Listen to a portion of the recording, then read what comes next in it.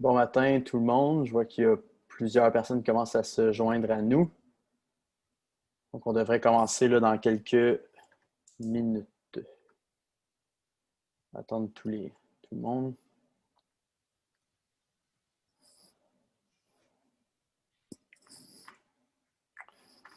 Bon, je pense que la plupart des gens se sont joints à nous. Donc, je vais souhaiter bon matin à tout le monde. Je vois plusieurs clients là, de longue date dans les spectateurs. Pour ceux qui ne me connaîtraient pas, mon nom est Étienne Lamy et j'agirai à titre de maître de cérémonie pour la prochaine heure.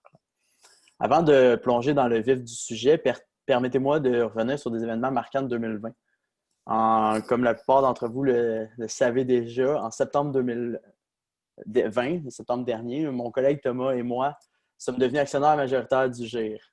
Avec les conseils d'Olivier, qui reste président du conseil d'administration, il faut bien le mentionner, et en collaboration avec l'entreprise canadienne à but non lucratif Share, on a lancé le GIR 2.0. La nouvelle mouture du GIR, comme j'aime l'appeler, se veut un acteur incontournable dans l'industrie canadienne de la gestion des droits de vote. Avec maintenant des clients partout au Canada et à l'international, la nouvelle entreprise ne peut être ignorée par aucune organisation, peu importe sa taille. Catégorisée comme une transaction majeure par plusieurs acteurs de l'industrie, celle-ci démontre un tournant important dans la gestion du droit de vote au Canada. En effet, le GIR 2.0 est maintenant un acteur important pour l'ensemble des investisseurs institutionnels canadiens, et ce, peu importe leur taille. L'industrie de la gestion du droit de vote n'est plus une activité marginale en investissement responsable, mais bien un département en bonne et due forme, comme vont le démontrer les prochains intervenants. Dans les prochaines années, vous allez pouvoir assister au déploiement d'une toute autre gamme de services encore plus large que ce que le GIR offrait. On a bien hâte de vous faire part de plusieurs projets qui nous animent. Néanmoins, aujourd'hui, l'objectif est de revenir sur la dernière saison des votes des Assemblées 2020 dans une perspective toute canadienne. Vous allez assister à plusieurs présentations qui, j'espère, vous plairont. Finalement, quelques détails techniques par rapport au webinaire. Je vous demanderai de tenir votre micro sur mute ou sur silencieux. Une période de questions est prévue à la fin de la séance. Vous pourrez donc poser les questions via la messagerie instantanée en tout temps. Je ferai la lecture et redirigerai les questions aux bonnes personnes pendant la période de questions. Cette façon de procéder a pour objectif d'assurer une cohésion dans la présentation des résultats et de s'assurer de restreindre un maximum la cacophonie. Sans plus tarder, je vais vous souhaiter un bon webinaire et je vais passer le micro virtuel à Kevin Thomas, directeur général de Share. Merci et bonjour à tout le monde. Chez Share, nous sommes très heureux de soutenir le nouvel GIR 2.0 dans le lancement de ce qui est maintenant le seul service de vote par procuration appartenant à des Canadiens. L'excellent travail que GIR a accompli et accomplira maintenant, c'est un grand avantage pour le mouvement de l'investissement responsable au Canada et je suis heureux que Share et le GIR fassent maintenant ce voyage ensemble. Quand vous allez entendre aujourd'hui, le vote par procuration, c'est un outil essentiel dans la boîte des outils de l'investissement responsable. Il peut avoir des effets considérables sur la gouvernance des entreprises et sur leurs effets environnementaux et sociaux. Il peut favoriser un engagement efficace des actionnaires et obliger les conseils d'administration et les dirigeants des entreprises à rendre des comptes. Mais il ne peut le faire que si le vote est exercé de manière continue, efficace, réfléchie et stratégique. Donc, ensemble, GIR et Share repousseront les limites de ce qui peut être fait avec le vote par procuration pour faire tout cela. Les intervenants aujourd'hui vous feront découvrir les meilleurs et le pire de la dernière saison de vote par procuration ici au Canada, ainsi que les principales tendances de l'investissement responsable que vous devez connaître. Et nous allons commencer par Rosalie Vendette. Rosalie, il n'y a pas besoin de beaucoup d'introduction, mais Rosalie, quand même, est passionnée par la finance durable, domaine dans lequel elle travaille depuis près de 20 ans.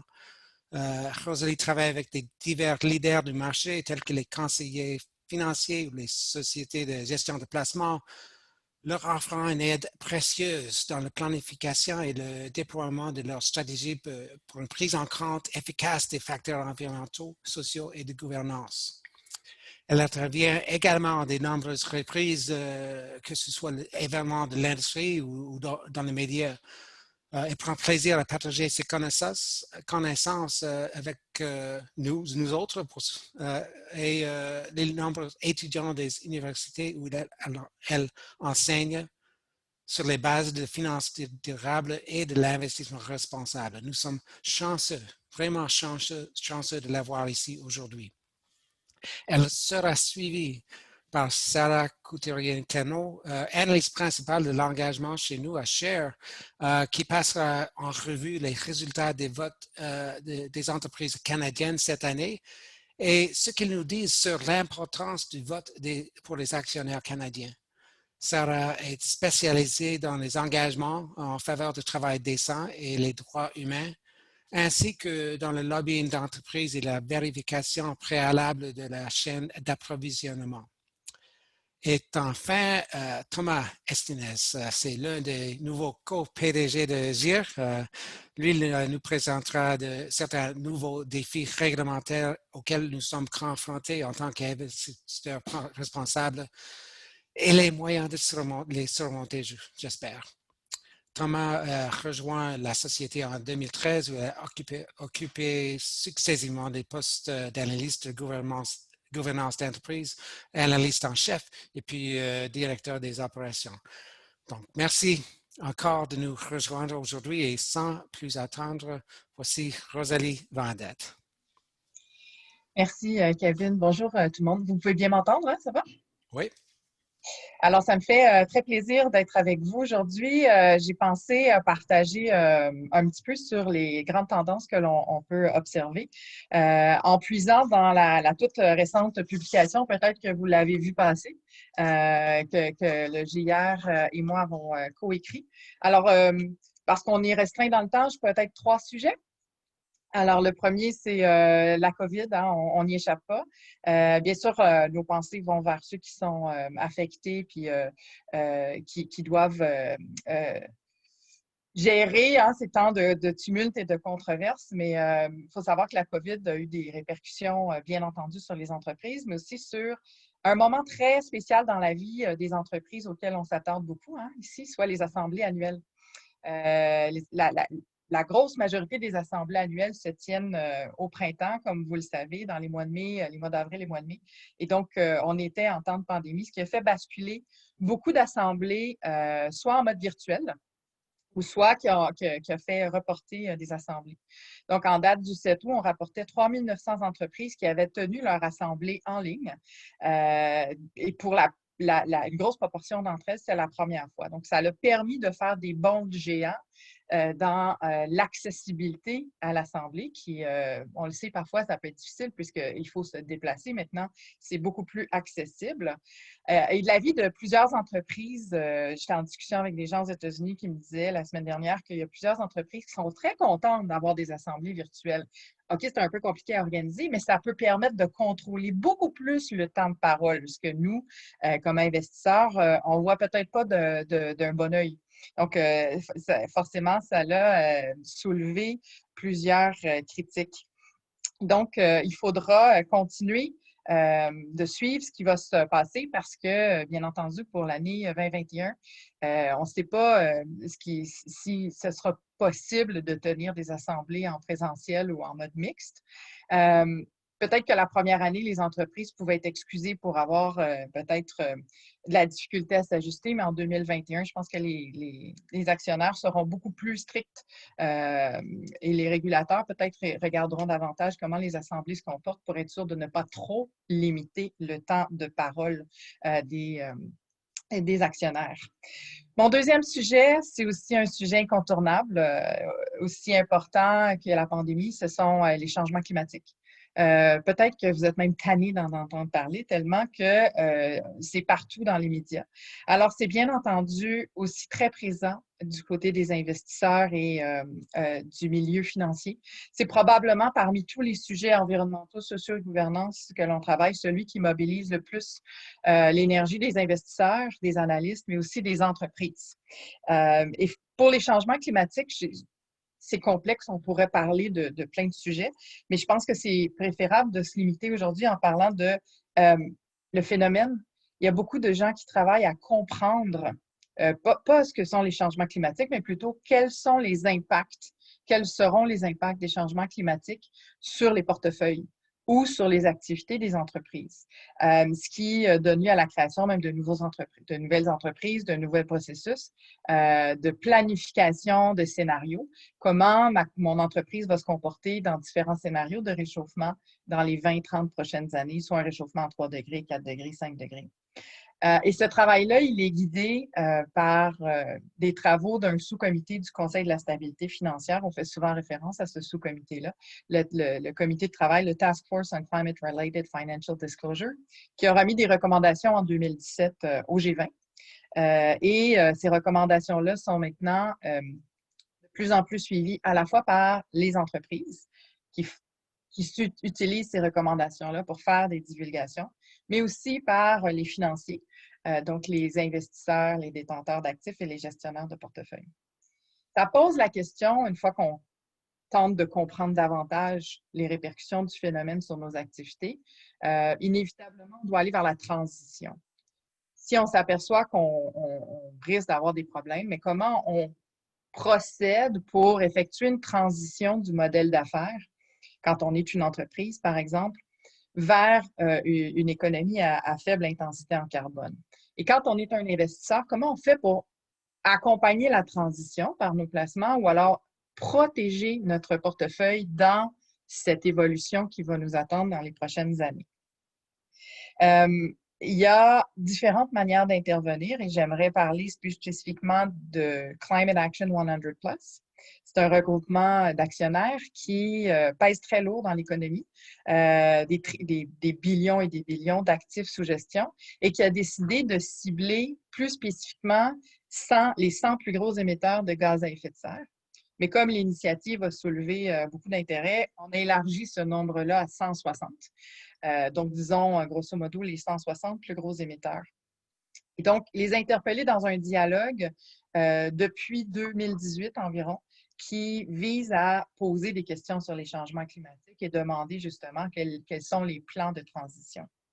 Et donc, qui dit transition, dit début d'une démarche, départ et fin. Donc, on se demande beaucoup, est-ce qu'on peut avoir une meilleure idée de quoi a l'air cette fin?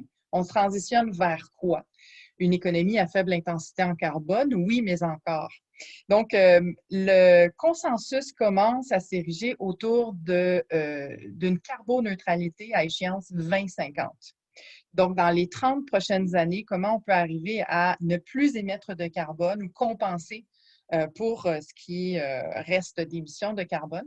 C'est un objectif auquel adhèrent de plus en plus d'entreprises, certaines poussées par des dialogues, du Climate Action 100+, et d'autres parties prenantes, bien entendu, mais aussi des investisseurs qui sont vraiment à l'avant-scène, qui prennent une position de leadership et qui s'engagent à décarboniser.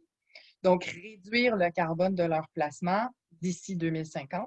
Et près de nous, on en a un joueur qui a décidé de se donner cet objectif-là, c'est la Caisse de dépôt et de placement du Québec. Donc, il y a d'ailleurs une alliance qui porte ce nom-là, le Net Zero Carbon 2050.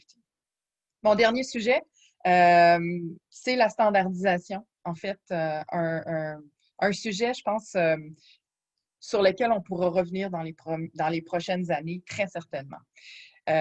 Si je caricature, je dirais dans les 20-30 dernières années, l'investissement durable, l'investissement responsable a émergé comme pratique dominante, mais on n'a pas énormément structuré ce mouvement-là. La preuve, c'est qu'on a beaucoup utilisé différentes expressions pour parler d'investissement éthique, socialement responsable et durable. Les expressions, ce ne sont qu'un petit indicateur. Donc, il va y avoir des efforts dans les prochaines années pour structurer et standardiser. Des exemples seraient, par exemple, de la certification de produits financiers. Comment on peut attacher des labels pour mieux les reconnaître et pour mieux les identifier entre eux. La standardisation va aussi toucher beaucoup les entreprises qui sont extrêmement sollicitées par rapport à l'information qu'elles offrent sur des sujets extra-financiers comme des sujets environnementaux, sociaux et de gouvernance. Et donc, il y a beaucoup d'efforts, beaucoup de discussions en place parce qu'il y a des cadres de reddition de comptes volontaires. Mais là, on commence à discuter de possiblement avoir un ou quelques cadres dominants. Puis éventuellement, on pourrait peut-être penser que la réglementation va rentrer en ligne de compte. Donc, est-ce que les régulateurs voudront eux aussi participer aux efforts de structuration? C'est à voir.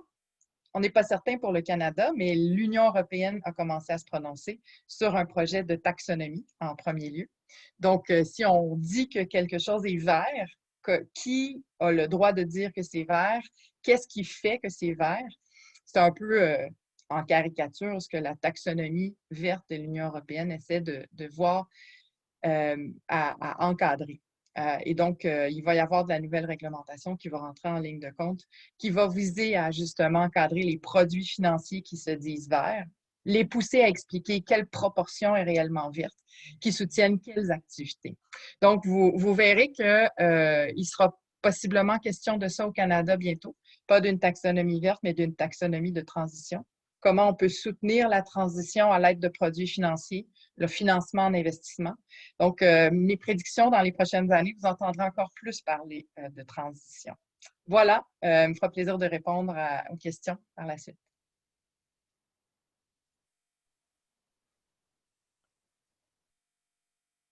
Merci beaucoup, Rosalie. Je vais passer la parole maintenant à Sarah Couturier-Tano. J'espère que je l'ai bien dit. Oui, merci. Bonjour à tous, je suis Sarah Couturier-Tano et je suis analyste senior chez Share. Alors, comme discuté un petit peu plus tôt aujourd'hui, donc les problématiques ESG sont vraiment au plan des activités de vote par procuration, mais aussi de gouvernance d'entreprise et d'engagement actionnarial en ce moment. Et au cours de cette présentation, je vais passer en revue les résultats des votes de cette année au Canada et on va voir un petit peu ensemble ce qu'ils indiquent sur la manière dont nous exerçons nos droits de vote en tant qu'actionnaires. Alors, l'un des constats qu'on peut faire déjà, c'est que bien que les actionnaires continuent de déployer des efforts pour dialoguer avec les entreprises sur ces problématiques ESG, finalement, on se rend compte que le nombre de résolutions déposées par les actionnaires auprès de ces entreprises n'augmente pas de manière significative. En fait, 98,6% des propositions votées lors des assemblées annuelles au Canada ont été déposées par la direction et seulement 1,4% des votes portaient sur des propositions d'actionnaires. Alors, en général, les résolutions qui sont déposées par la direction concernent les élections d'administrateurs, la sélection des commissaires aux comptes et aussi, dans de nombreux cas, il s'agit de votes consultatifs sur la rémunération des dirigeants. Et même si en général ces trois types de propositions sont largement soutenus par les actionnaires, il est quand même intéressant de voir là où les votes sont les plus faibles. Et pour cela, je vous propose d'examiner le vote sur la rémunération. Alors, je vous propose de commencer par un petit sondage. En 2020, 52 entreprises américaines n'ont pas réussi à obtenir un vote sur les rémunérations, c'est-à-dire qu'elles ont obtenu moins de 50% du soutien des actionnaires. Sur les 223 sociétés de l'indice du TSX, à votre avis, combien de sociétés canadiennes ont, selon vous, échoué à leur choix sur la rémunération en 2020? Est-ce que c'était 0, 6 ou 13? Vous avez 10 secondes pour remplir votre choix. Vous devez le voir sur votre écran normalement.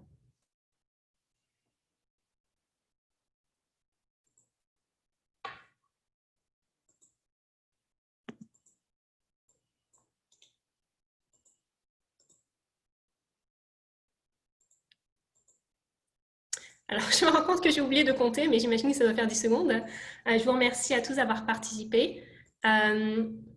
Alors, 50% d'entre vous ont dit 6, 33% 0 et 17% 13. Et la bonne réponse, c'était 0. En fait, aucune société de l'indice du TSX n'a techniquement échoué dans son vote cette année. Et si on regarde en arrière, on se rend compte qu'entre 2018 et 2019, il y a seulement 2 entreprises chaque année qui n'ont pas eu plus de 50% des votes en faveur. Ça signifie qu'au Canada, il faut vraiment qu'il y ait des circonstances aggravantes pour que les actionnaires rejettent en majorité un vote sur la rémunération. Maintenant, ça ne veut pas dire qu'il n'y a pas eu d'entreprises qui ont eu un vote faible. C'est le cas de 5 entreprises qui ont enregistré un vote vraiment faible, comme vous pouvez le voir sur votre écran. Vermillon Énergie est un bon exemple parce que c'est l'entreprise qui a reçu le vote le plus faible avec un soutien de seulement 65%.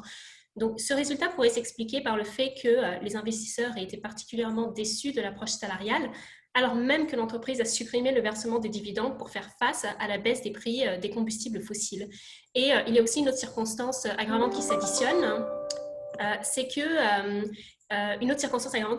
le PDG a bénéficié de 2 augmentations successives, une de 68% en 2019 et une autre de 33% en 2020. Maintenant, si on regarde du côté des administrateurs, on se rend compte qu'il est aussi rare que les administrateurs ne reçoivent pas la majorité des votes, mais là encore, il y a des nuances à faire. Donc, si vous voulez bien, on peut faire encore un sondage rapide. Donc, sur les 2100 élections d'administrateurs qui ont eu lieu cette année, dans l'indice composite du TSX, combien d'administrateurs ont, selon vous, reçu un soutien inférieur à 75%? Est-ce que c'était plus de 400, entre 200 et 300 ou moins de 50? Vous avez 10 secondes pour remplir votre choix.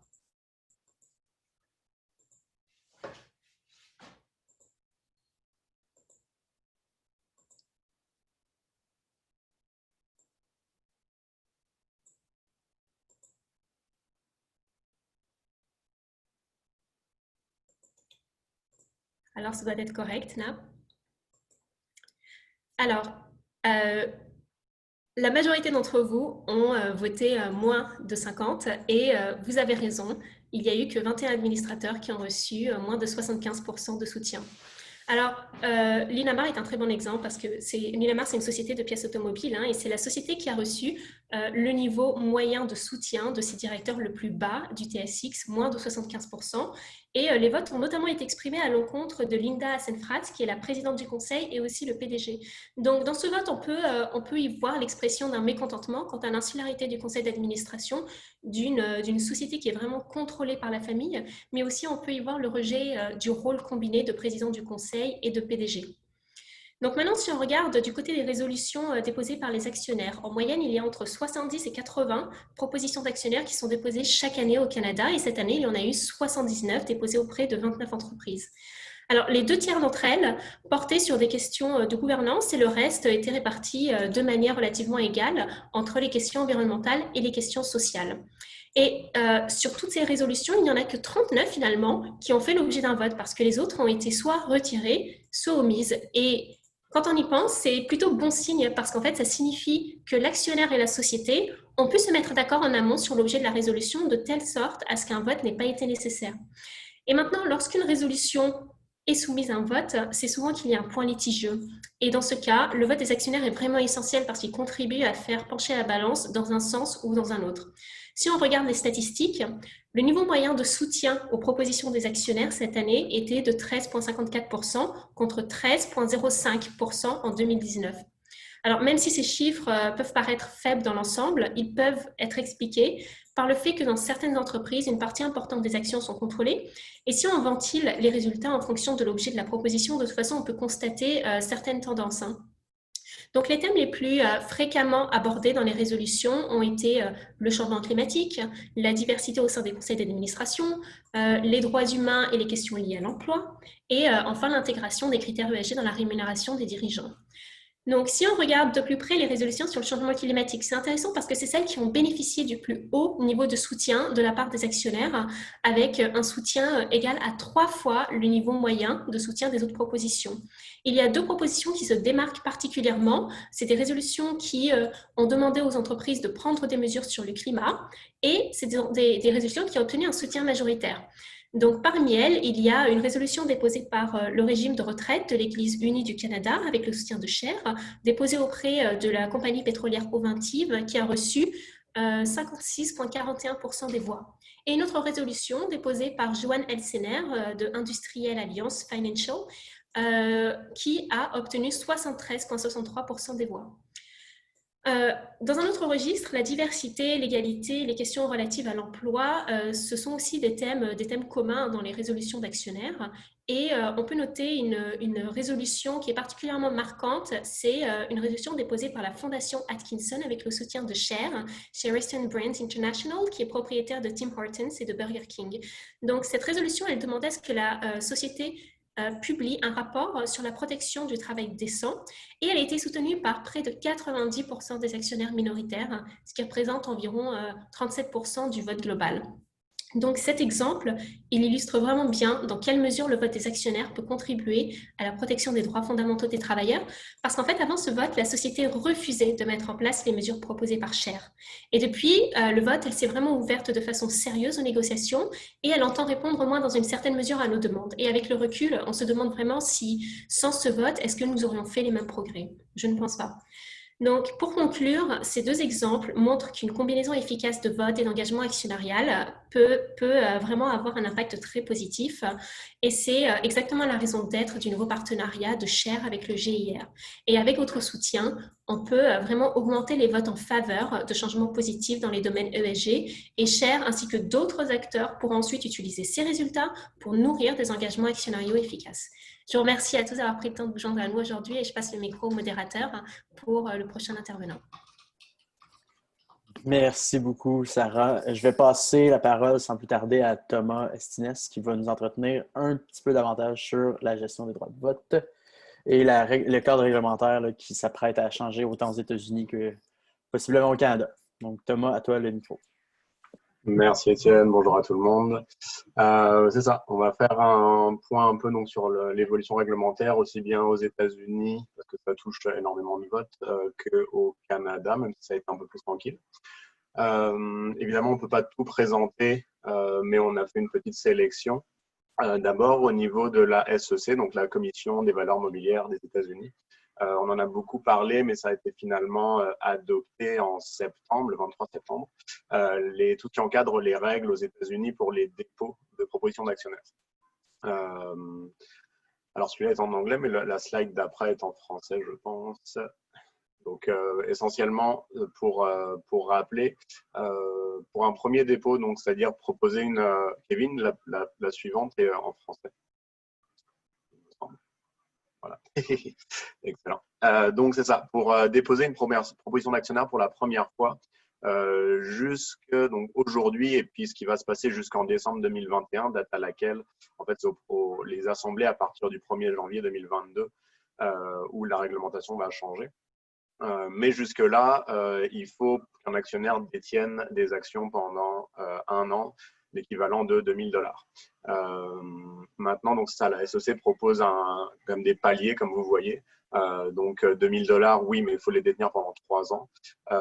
Pendant 2 ans, c'est l'équivalent de $15000 et $25000 pendant 3 ans. C'est nettement une barrière qui s'élève de façon assez drastique. Pour pouvoir, donc ça c'est un premier dépôt, pour pouvoir resoumettre les années suivantes. Donc la SEC regarde ça sur 5 ans. En fait, première année, c'est après le premier dépôt. Donc, en fait, c'est une deuxième fois. Donc, ça veut dire pour pouvoir resoumettre une proposition, il faut avoir obtenu au moins 3%. Si elle a déjà été déposée 2 fois, il faut que le taux d'approbation atteigne 6%. Et une troisième fois, en fait, une quatrième fois, ce serait 10%. Et donc, c'est pareil, ces seuils vont augmenter à partir de janvier 2022 à 5, 15 et 25%. Ce qui est quand même si on a certaines propositions sociales et de gouvernance qui atteignent des seuils importants, ça reste une barrière plus élevée. Également, donc, l'agrégation des avoirs, ça veut dire qu'aujourd'hui, les actionnaires peuvent se mettre ensemble pour arriver au seuil demandé, ce qui sera plus possible à partir de janvier. Et la notion d'une proposition, c'est-à-dire qu'aujourd'hui, un actionnaire peut être représenté par une autre personne ou un autre actionnaire pour soumettre une proposition. Et la SEC vise à restreindre cette notion de représentation, et donc limite à une personne. C'est-à-dire que un actionnaire pourra présenter sa proposition, mais ne pourra pas mandater quelqu'un d'autre.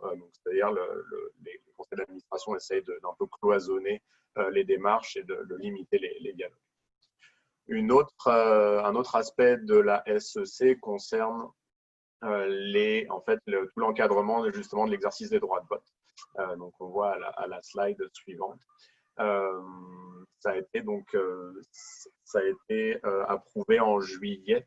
Ça va rentrer en vigueur un peu plus tôt, donc dès l'année prochaine, de décembre 2021. Essentiellement, la SEC était inquiète de l'influence des agences en conseil de vote, étant donné que beaucoup d'investisseurs institutionnels reposent sur leurs analyses pour exercer leur droit de vote. Donc, ce qui a poussé la SEC à mettre en place des nouvelles règles pour que les agences en conseil de vote divulguent leurs conflits d'intérêts qu'ils pourraient avoir, s'il y a des mandats de consultation ou tout lien ou contrat financier qui pourrait exister avec les émetteurs.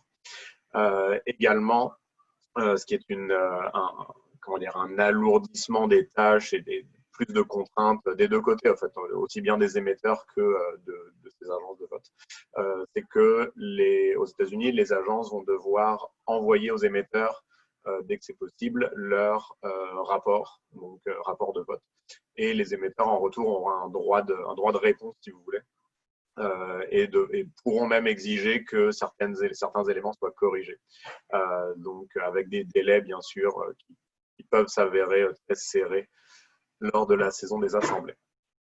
Donc, tout ça pour dire plus de contraintes sur les investisseurs et également aussi sur les émetteurs au final.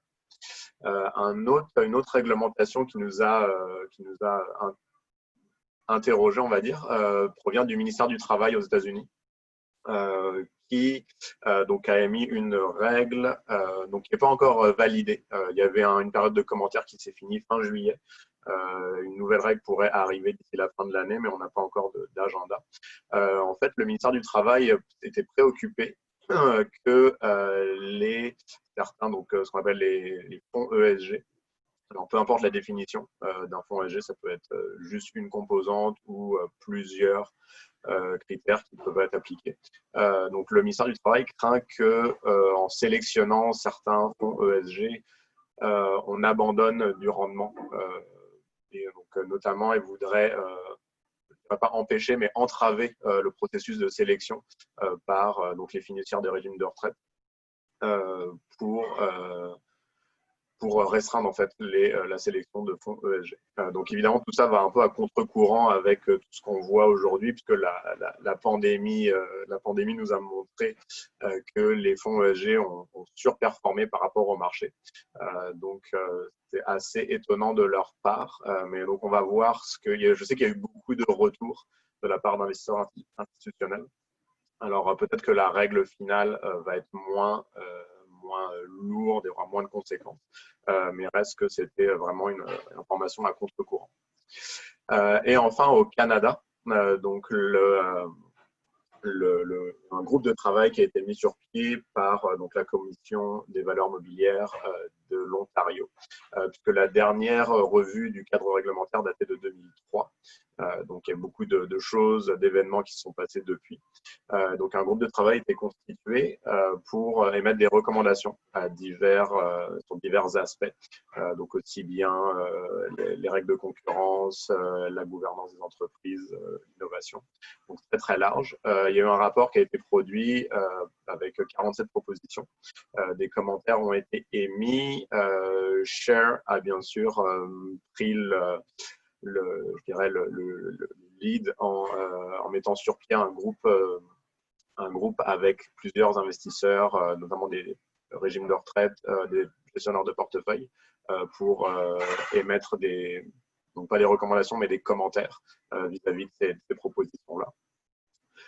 Donc il y aura un nouveau, le rapport final devrait arriver d'ici la fin de l'année 2020. Nous, ce qu'on retient dedans, des choses positives, des choses moins positives. Ce qu'on retient, c'est que les entreprises cotées en bourse devraient en tout cas adopter des cibles en matière de diversité. Devrait également, dans un rapport ESG ou un rapport intégré, divulguer des indicateurs de performance basés sur les référentiels TCFD, comme on a parlé, ou également SASB. Et il y avait aussi la notion d'un vote consultatif annuel qui serait obligatoire sur la rémunération des dirigeants. On va finir là-dessus, 2 points qui nous paraissaient un peu plus problématiques, qui semblaient plus inspirés de ce qui se passe à la SEC, donc aux États-Unis. C'est l'introduction de la notion d'un droit de refus pour les émetteurs, donc c'est-à-dire qu'en recevant les rapports de vote, les émetteurs pourraient contester certains éléments et exiger donc la correction de ceux-ci. Et également la notion des lettres de non-action, donc c'est-à-dire permettre aux émetteurs d'omettre certaines propositions d'actionnaires, donc basées sur divers motifs, tels que une proposition qui serait trop prescriptive ou trop coûteuse. Donc les émetteurs auraient la possibilité, si c'est justifié, de ne pas considérer ces propositions dans la circulaire de sollicitation des procurations. Donc voilà qui fait le tour. Je pourrais envoyer à ceux qui s'intéressent, il y a un résumé assez bien fait sur le blog de l'école de droit de Harvard de tout ce qui se passe à la SEC. Donc ça, c'est un aperçu rapide. Mais donc, il y a évidemment plein d'autres choses. Plus d'informations à venir pour ceux qui veulent. Voilà qui fait le tour pour ma part un peu plus longue prévue, mais il y a une matière toujours assez fournie. Merci Thomas. Beau wrap-up des nouvelles réglementations qui s'en viennent là, en matière d'investissement responsable et de gestion des droits de vote. Je vais passer la parole pour notre dernier intervenant, Olivier Gamache, qui va nous adresser le mot de la fin, en fait. Donc, à toi, Olivier. Bien, merci Étienne. Félicitations à tous nos panélistes. Je pense que le plus grand défi pour moi a été de rester muet pendant les 50 dernières minutes. Ceux qui me connaissent savent à quel point j'aime prendre la parole. Et juste pour rebondir sur ce qu'a présenté Thomas, je pense que notre réponse à nous qu'on a envoyée avec le groupe, de même qu'une autre lettre, sera du domaine public là, par rapport à ces changements légaux-là. On voulait se faire entendre, là, vu la position maintenant du GIR comme seul fournisseur indépendant canadien à servir le marché du droit de vote. Donc, c'est le temps que le GIR passe sur le radar de l'ensemble des instances, tant réglementaires que nos compétiteurs beaucoup au sud de la frontière. Donc, c'est une grande fierté pour moi de passer le flambeau. On parle beaucoup du GIR 2.0, mais en réalité, c'est pas mal le 3.0, à moins qu'on considère une époque qui était plus alpha ou bêta là, en termes de versionnement. Là. Je ne sais pas trop à quel point on veut s'en aller là-dedans, mais c'est sûr qu'après 20 ans, le GIR repart aujourd'hui pour un nouveau cycle avec une équipe forte sur des bases encore plus fortes pour son développement futur, pour sa croissance. On ne serait pas rendu là sans la participation de nos clients à notre succès. Puis pour ça, je tiens à dire à ceux qui sont présents, merci. À ceux qui ne sont pas encore clients, je tiens à dire, est-ce que c'est parce que vous attendiez que je m'en aille ou non? Je vous encourage à prendre contact avec Thomas et Étienne pour la suite, puisqu'il y a des grandes choses qui attendent le GIR dans l'avenir, non seulement le GIR, mais tout l'investissement responsable en soi. Je pense que ce que disait Thomas sur les éléments légaux ou réglementaires, ça s'inscrit dans le continuum de d'abord, ils nous ignorent, ensuite, ils nous marginalisent. Maintenant, ils nous combattent, puis après ça, on va gagner. Donc, c'est un processus de changement tout à fait naturel. J'ai été heureux d'être ignoré, marginalisé. Je vous laisse mener le reste du combat, mais je vais clairement être là pour partager la victoire avec vous et avec l'ensemble de la communauté. Donc, je ne serai pas très loin, même si je ne suis plus dans les activités quotidiennes du GIR. Je préside encore son conseil d'administration avec un rôle un peu plus stratégique là, pour essayer de guider le navire vers la terre promise avec votre appui à tous. Donc, merci d'avoir participé à ce webinaire. Ça sera un plaisir de vous recroiser un jour dans un événement en personne, je le souhaite.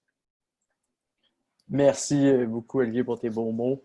On passe maintenant à la période de questions. Je n'ai reçu pour l'instant aucune question. Je présume que les présentations étaient très claires et très intéressantes. Et c'est pourquoi on n'a pas de questions pour l'instant.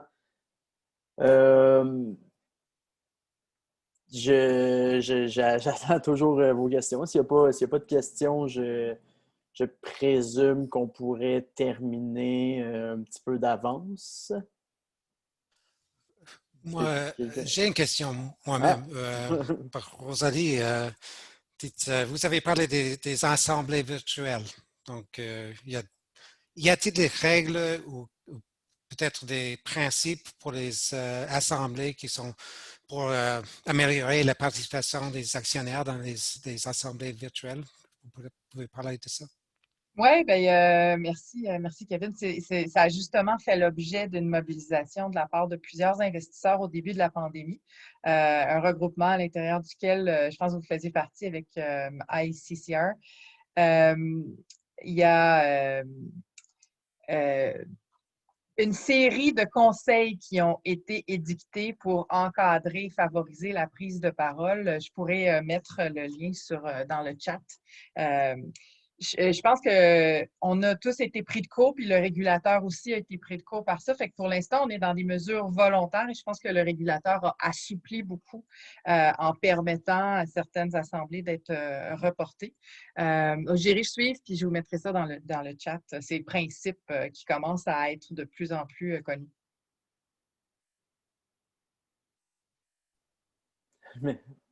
Merci Rosalie. On a une première question en fait de Jean-Philippe Renaud de AECO. Dans les propositions d'actionnaires, il n'y a pas de changement dans le volume. Est-ce qu'on note un changement dans le type de proposition? Donc, quelque chose de peut-être plus qualitatif. Je ne sais pas si on a un intervenant qui veut se mouiller. Sarah, est-ce que je peux te mettre sur le grill? Est-ce que tu as... Je peux y aller, aussi. Ouais. J'aurais pas de données, mais à force de lire des circulaires et de voter des proxys, ce qu'on voit, c'est qu'il y a de plus en plus de propositions qui se croisent avec des enjeux qui se complexifient. On catégorise souvent, c'est une proposition environnementale, sociale ou gouvernance, mais en réalité, cette frontière tend à vraiment s'atténuer, si ce n'est disparaître. Il y a de nature certains enjeux qui ont toujours concerné plusieurs aspects. On a eu des débats en interne, savoir si le bien-être des animaux, c'était de l'environnement ou du social. Mais on a aujourd'hui des propositions d'actionnaires sur, notamment au Canada, intégrer des critères de performance ESG à la rémunération. Donc évidemment, ça touche tous les enjeux. On a des enjeux sociaux et de gouvernance, la crise des opioïdes aux États-Unis, qui quand même a fait, nous, ça nous concerne moins, même si au Canada, ça existe, hein, mais dans des proportions moindres. Mais la crise des opioïdes, donc c'est un enjeu social en premier lieu. Mais maintenant, les actionnaires, après, je pense, 2 ans de série de propositions d'actionnaires, commencent à dire, OK, vous avez émis des rapports, savoir comment vous avez pris cette crise sociale en main.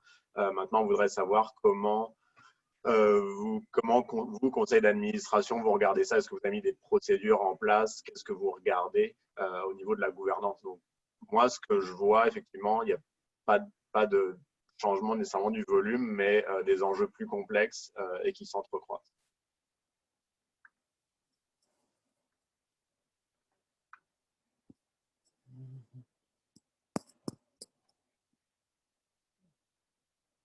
Donc, la prochaine question, toujours de Jean-Philippe. Je pense que Rosalie va pouvoir y répondre. Collectivement, est-ce que vous avez des recommandations pour nous pour protéger le droit des actionnaires dans l'ère des assemblées virtuelles? Je ne sais pas si ça te tente d'y répondre, Rosalie, avec des conseils. Je pense que je ne sais pas si Kevin ou Sarah ont plus de choses à dire que moi là-dessus. Pas encore, parce que c'est une question difficile. Il n'y a pas de des règles venant de l'OSC, par exemple, pour comment se conduit une assemblée virtuelle. Il y a des guidances, c'est un mot français, je ne sais pas, mais il y a des guides, mais pas des règles qu'on peut enforcer. Donc, c'est une question encore si on peut changer, si ça va être quelque chose de normal, on va avoir des assemblées virtuelles en 2021 et 2022, je ne sais pas, mais si ça va comme ça, on doit faire une lobby avec OSC et les autres pour faire des règles très claires pour les assemblées, parce que notre expérience comme Share avec les assemblées, c'est il y a une variance. On a des assemblées très bien conduites, donc les assemblées dans lesquelles nous pouvons participer comme normal et ben un peu plus que normal parce que nous savons attendre des assemblées qui étaient dans la plupart beaucoup d'endroits, donc on n'avait pas besoin de voyager pour aller à plusieurs assemblées. C'est excellent, mais il y avait des autres dans lesquels nous ne pouvons pas participer du tout. C'était difficile de poser des questions, c'était difficile de donner de voter. Tout ça, c'était un peu plus difficile avec les assemblées virtuelles. Donc, on a besoin d'une lobby, je crois, avec le OSC et les autres pour changer les règles si ça va être quelque chose normal dans le futur.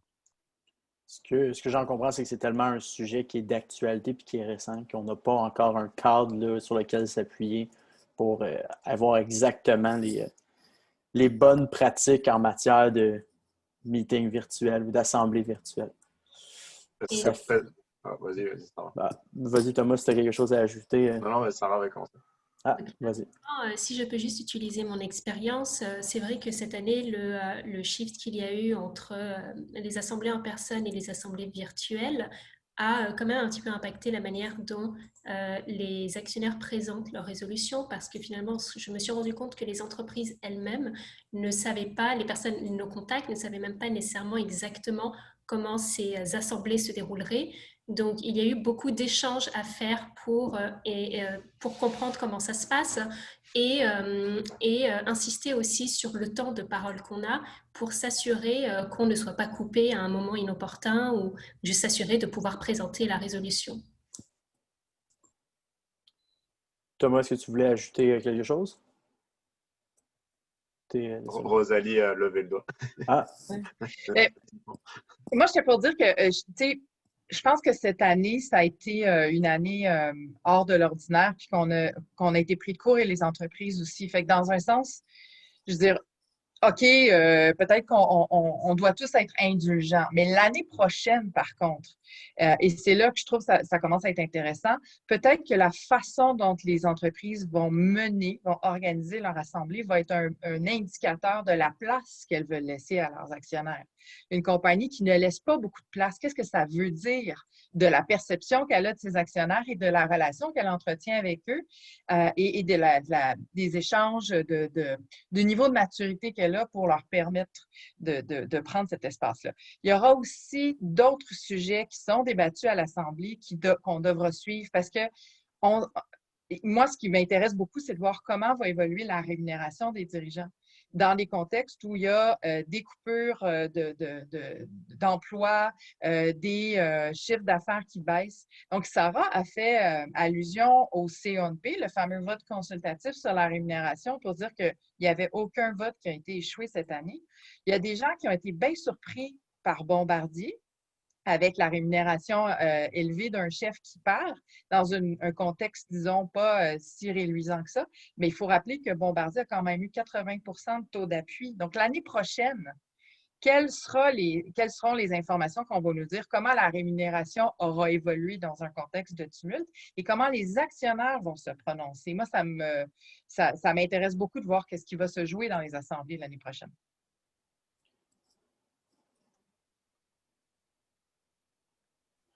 Je peux pas rester muet, désolé, Étienne. Mais je trouve que le point à Rosalie, juste pour ce qui est de Bombardier, c'est la famille contrôle une partie du vote. Donc, encore là, évidemment, les minoritaires, la vaste majorité des petits actionnaires ont été beaucoup plus dissidents que le résultat. Je ne veux pas être cynique, mais je pense que l'an prochain, tout le monde va toucher quand même son bonus pour avoir réussi à naviguer malgré la crise. C'est ce qu'on avait vu après la crise de 2008 aussi. Quant aux assemblées virtuelles, je pense que le contexte historique fait en sorte que la plupart des politiques s'opposaient aux assemblées uniquement virtuelles, du moins celles qu'on gère, justement parce qu'il n'y a pas de cadre qui permet d'assurer que les droits de tout le monde vont être respectés. Est-ce que ça va évoluer ou est-ce que ça va devenir plus permanent? J'ai l'impression que le télétravail de toute forme et assemblée virtuelle ne va qu'être en croissance et demeurer similaire pour les prochaines années du moins.